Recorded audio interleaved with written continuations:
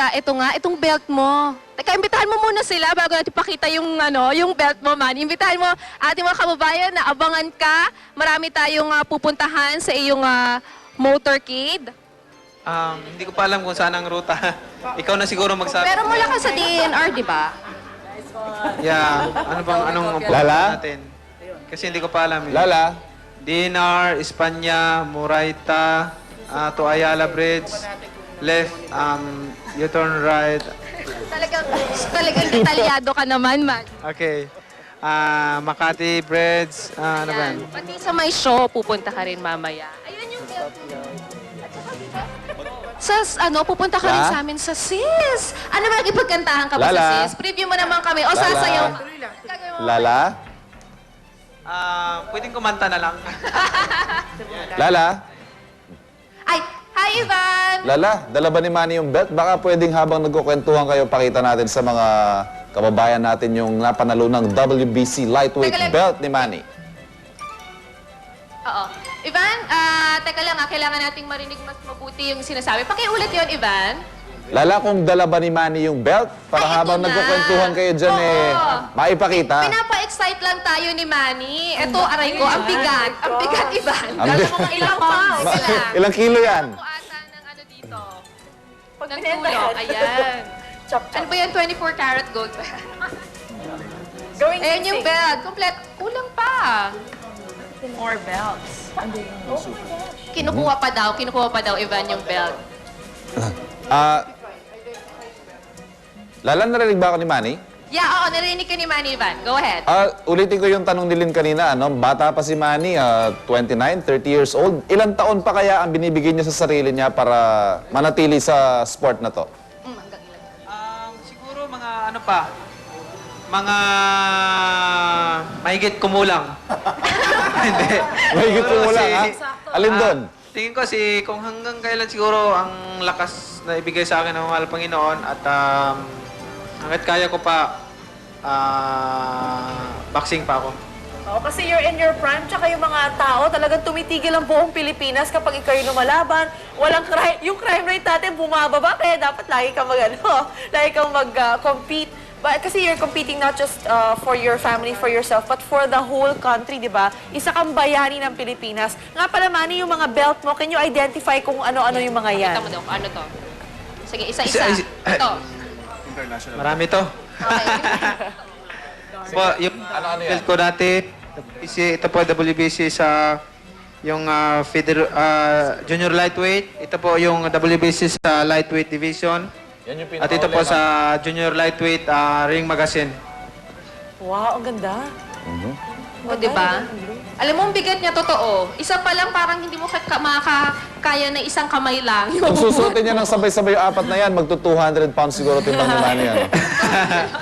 Manny, lumulutang na naman yung mga usap-usapan na talagang hindi mo daw may iwan ng politika. Ikaw ba talagang totoong sasabak na naman sa politika pagdating ng 2010? Sorry, kailangan kong itanong yan. Kaya talaga, huwag muna natin pag-usapan yan. Matagal pa yun eh. Sa ngayon siguro, kailangan natin pag-usapan yung bukas. O ano natin gagawin bukas. Kasi matagal Siguro, pag-usapan natin ngayon kung paano natin matulungan yung mga kababayan natin na naghihirap ngayon at nasalanta ng bagyong Frank. Pero Manny, isang diretsong tanong, pangarap mo ba talagang maging politiko? Alam niyo po, ang pangarap ko talaga tumulong sa tao. Yan ang pangarap ko. Talagang, kasi ako, dumanas ako galing kami sa pinakamahirap siguro. Minsan hindi pa kami makakain ng kanin sa isang araw, kaya naramdaman ko ang mga nararamdaman ng mga mahirap na tao. Kaya gusto ko talaga silang tulungan sa abot na aking makakaya. Manoy, isa lang, no, na hindi ko naman isasabihin sa kanila yung pinagkwentuhan natin doon sa, minsan nag-aalmusal tayo doon sa apartment po sa La Brea. Pero sa gitna ng lahat ito, yung natikman mo doon sa politika na to, nakita mo kung gaano siya kadumi. Alam ko sa boxing, hindi ka sumusuko eh. Pero yung politika, nakita mo yung dumi, nakita mo yung mga tao na nakangiti sa harap mo, pero pagtalikod, iba yung gustong gawin sa'yo. Hindi ka mo na-discourage, gusto pa rin ituloy ito kung sakaling mag-isip ka na ituloy mo yung politika mo? Alam mo, pagka mabuti yung Intensyon. hangarin mo, intention mo sa tao, bibigyan ka talaga ng biyaya ng mahal na Panginoon para makatulong. Makatulong ka, gagawa at gagawa ng paraan ng Panginoon kung paano ka makatulong. Manny, pero di ba marami din ibang paraan bukod sa pagpasok sa politika na makakatulong ka rin sa mga kababayan mo, katulad ng meron kaya tang foundation para sa mga boksingero, tsaka tutulong ka dun sa mga, syempre, kapag may nasasalanta ng bagyo, parang meron din ibang paraan para makatulong dun sa mga kababayan. Alam mo, hindi ko lang may foundation ako. Actually, tumutulong na yan. Hindi ko lang sinasabi sa ibang tao na ang dami kong mga estudyante pinapaaral, mga siguro 200 mahigit ang estudyante kong pinapaaral. Hindi lang nila alam. Sarili kong perang pinagastos ko doon. Dami kong mga tinutulungan. Pero ayaw ko kasing sabihin sa mga tao na ako tumutulong. Hindi ako yung kung anong ginawa ng kanang kamay ko, kailangan malalaman ng kaliwa. Kailangan hindi mo paalam kung anong ginagawa ng kaliwa, hindi malalaman ng kanang kamay. Manny, so maaaring sa hinaharap, pwedeng magsabay ang boxing at politika, ganun ba? Hindi naman.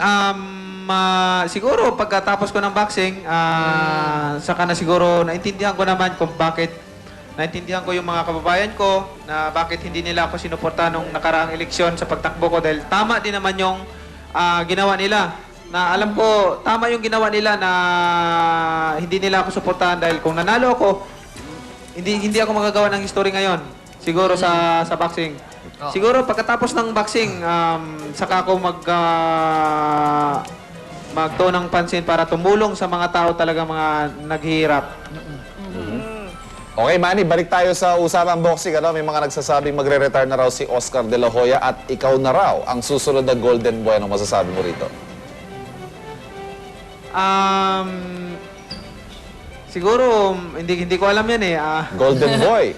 Kung ano man ang mga parangal na ibinigay sa akin, alam nyo, lagi kong pinapasasalamatan yan sa mahal na Panginoon, sa lahat ng mga taong sumusuporta sa akin.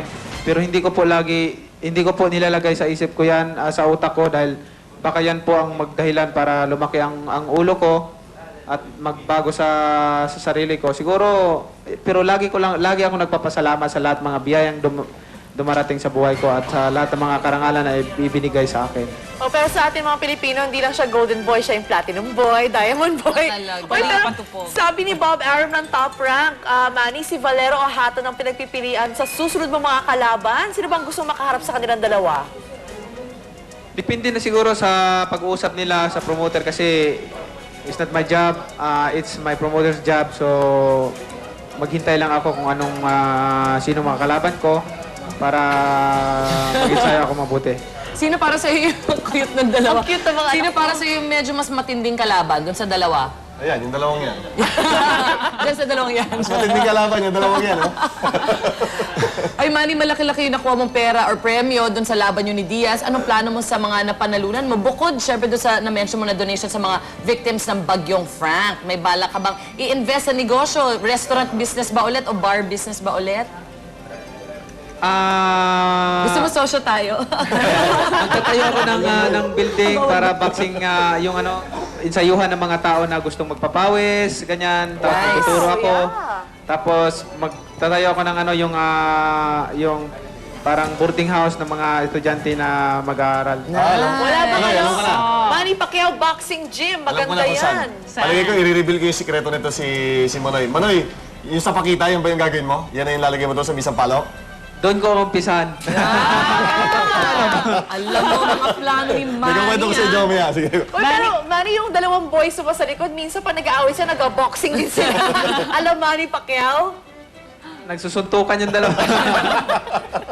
Manny, ito ba masasabi mo itong panalo mo kay David Diaz? Hindi